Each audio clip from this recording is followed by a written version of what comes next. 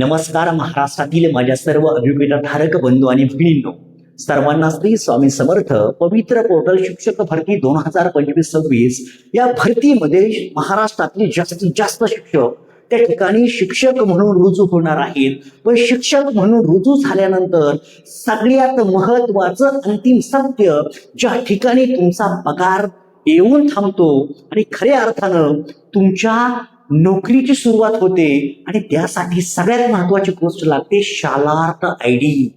आता हा शालार्थ आयडी काय प्रकार आहे हेच आपल्याला आजच्या व्हिडिओच्या माध्यमातून पाहायचं आहे.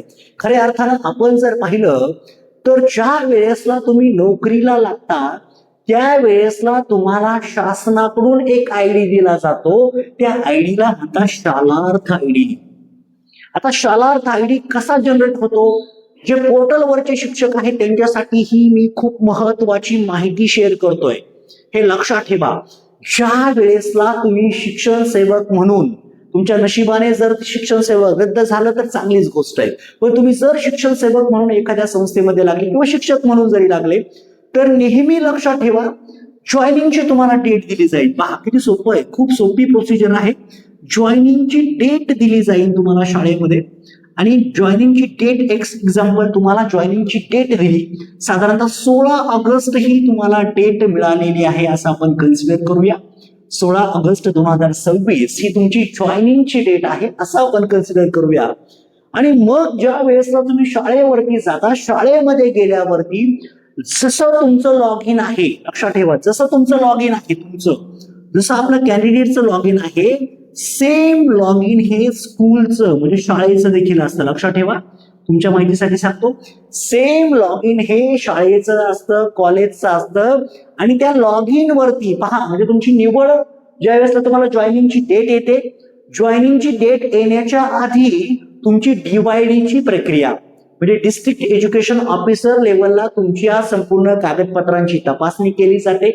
त्या ठिकाणी एक पत्र तुमचं नावाचं मंजूर करून आणलं जातं. लक्षात घ्या. आणि या सगळ्या प्रक्रिया, मला जो मुद्दा तुम्हाला सांगायचा आहे, त्या संपूर्ण प्रक्रिया या फ्री मोफत होतात. कारण की महाराष्ट्रातील काही शिक्षक मला असं सांगतात की शालार्थ आयडी तयार करण्यासाठी माझ्याकडून एवढे पैसे घेतले, ही प्रक्रिया करण्यासाठी आमच्याकडून एवढे पैसे घेतले, एकही रुपया लागत नाही. आणि हे अंतिम सत्य आहे, लक्षात ठेवा. तुम्हाला त्या ठिकाणी शाळेत गेल्यावरती तुमच्या क्लर्कला सांगायचं आहे की शालार्थ आयडीची प्रक्रिया माझी लवकरात लवकर चालू करा. त्याच्यामध्ये एक लक्षात ठेवा, स्कूल लॉग इन वरती गेल्यावरती तुमची संपूर्ण माहिती, तुमचं नाव असेल, तुमचं त्या ठिकाणी आधार कार्डची गरज त्या ठिकाणी पडणार आहे. तुम्हाला मी ऑलरेडी सांगितलंय, आधार कार्ड तुम्ही त्या ठिकाणी व्यवस्थितपणे अपडेट करून ठेवा. जर आधार कार्ड तुमच्याकडे नसेल तर लक्षात ठेवा, त्या ठिकाणी तुमचं जो शालार्थ आहे तो एक्सटेंड होईल, वाढेल. 8 10 महिने लेट होतो आणि हे तुमच्यासाठी हेक्टिक असतं. तुम्हाला त्या ठिकाणी पगार मिळत नाही. आणि पगार जर तुम्हाला वेळेत पाहिजे असेल, व्यवस्थित पाहिजे असेल, तर लवकरात लवकर तुमचं आधार कार्ड अपडेट करायचं. आधार कार्डचा नंबर लागतो, तुमचं नाव असतं, नेम असेल तुमचं, त्या ठिकाणी आधार कार्डची तुम्हाला माहिती लागते, आधार माहिती लागते, तुमचा मोबाईल नंबर त्या ठिकाणी अपडेटेड जो असतो तो मोबाईल नंबर त्या ठिकाणी लागतो. अशी जनरल माहिती फक्त पोर्टलला अपलोड करायची असते. तुमचा एक फोटो त्या ठिकाणी लागतो, फोटो एक असतो. आणि ही सगळी माहिती तुम्हाला कुठे अपलोड करायची आहे? ही सगळी माहिती तुम्हाला त्या पोर्टलला शाळेच्या लॉग इनला अपलोड करायची असते.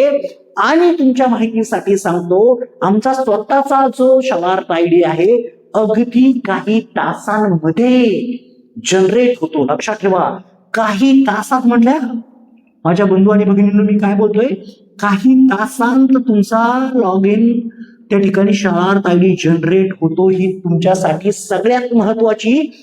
याच्या आधी आपण जर पाहिलं तर भरतीच्या माध्यमातून अगदी 10-15 वर्ष लोक या शालार्थ आयडी साठी लटकलेली असताना आपल्याला असं पाहायला मिळतंय.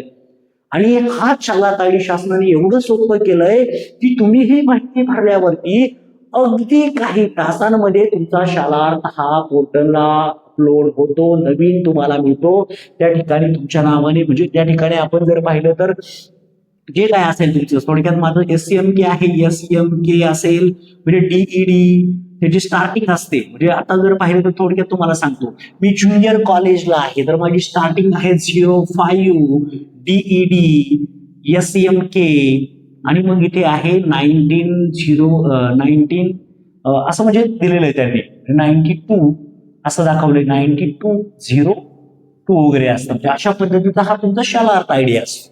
हा शालार्थ आयडी खूप महत्वाचा आहे आणि हा प्रत्येकाला लवकरात लवकर मिळेल. तुम्ही फक्त त्या ठिकाणी थोडासा पाठपुरावा तुम्ही करायचा आहे. भरती झाल्यावरती त्यांना रिक्वेस्ट करायची आहे, लवकरात लवकर मला शालार्थ आयडी पाहिजे. शालार्थ आयडीला एकही रुपया खर्च येत नाही, हे स्पष्ट लक्षात ठेवा.